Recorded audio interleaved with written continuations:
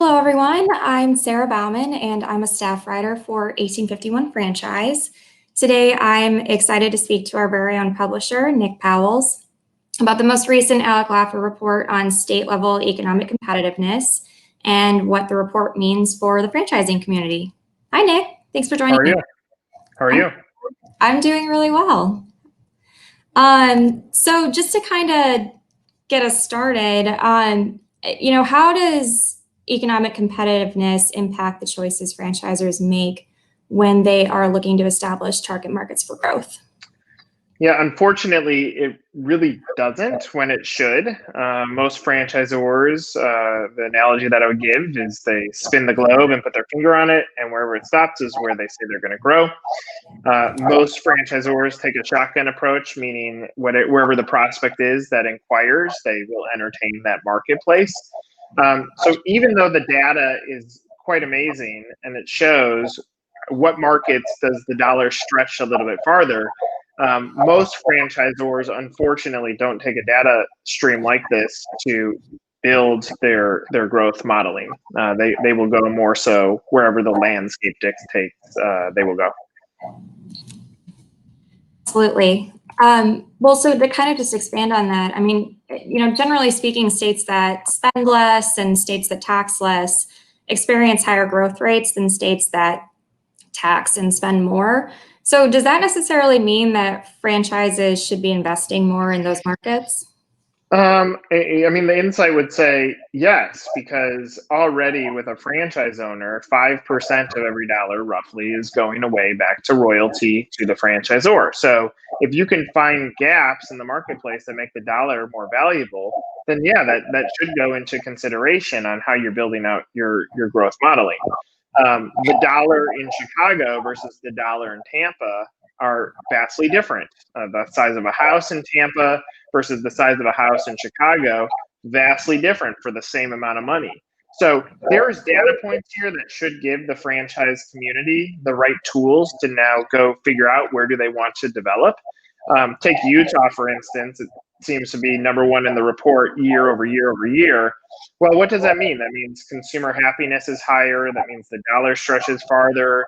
That means the state stability is stronger. So to me, that's an insight that says that's a state that you should be developing in as long as you can give the support in that marketplace. Because ultimately with a franchisee, they're not creating something, they're following your model. So it's still going to take a human being to be successful. The state doesn't automatically say you open up in Utah and you're less likely to close your business. The individual is still essential. But those other intangibles on how the state works and how the consumer spending works may give enough for a franchisor to say that state makes sense for me to grow in. Yeah, absolutely. Well, as franchisors are navigating COVID-19, are there ways to kind of take advantage of these rankings for shortcuts to recovery? I mean, you could increase your qualifications, period. That's not going to impact the state. You can increase the way that you look at and evaluate prospects. That's not state specific. But yeah, I mean, if it comes to markets where the dollar's worth a little bit more, say in Florida with no state income tax, that might be the guideline that says, hey, brands, you may have not focused your growth there, or the bulk of your spend is not spent in that state. However, knowing that the dollar is worth a little bit more in a shaky economy, well, if we can find similar qualities, similar qualifications, and open in Florida in a market that has high consumer demand, whatever it is, those insights might be good enough to say, all right, the odds of us being successful, the odds of us building a scalable franchisee in Florida are better. Therefore, let's take those insights and cross-apply that to our business. Well, so kind of to expand on that from a franchisee perspective, are franchisees in high-ranking states better positioned than those in low-ranking states? They can be. I mean, possibly, but at the end of the day, it's still the person, and are they going to hustle? We had a client that almost said no to a prospect because culturally they weren't sure he fit, and then he gets into the system, and if average unit volume was $1 million, he did 10 million. It was 10 times average unit volume that he was doing. That's pretty significant. That's $500,000 annually back to the franchisor. That's a lot of deal value. That's a lot of cash that allows the franchisor to do a lot of things. So, it's like there are definitely insights that may help a franchisee in knowing how much value their dollar has. But ultimately, a hustler is a hustler. Our business is done well in Chicago. Chicago is not a great market for business. It is high tax rates. There's complications from a labor standpoint, but our business does well.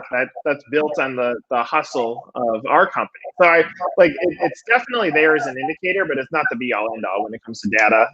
Who's going to be a successful franchisee or not? Totally. Well, so in terms of target growth markets, I mean, I know we've been talking a lot about, what this report does show us, but what do the numbers not show us when it comes to like supply chain, brand awareness, kind of things along those lines? Well, I mean, it's the Toppers Pizzas of the world that grew in concentric circles in the state of Wisconsin and produce a higher volume, average unit volume than the typical pizza brand. That's done because brand awareness is protected in city over city. If they go into Florida, are they going to have that same effect? Absolutely not. So there's intangibles about how much brand awareness does your franchise have.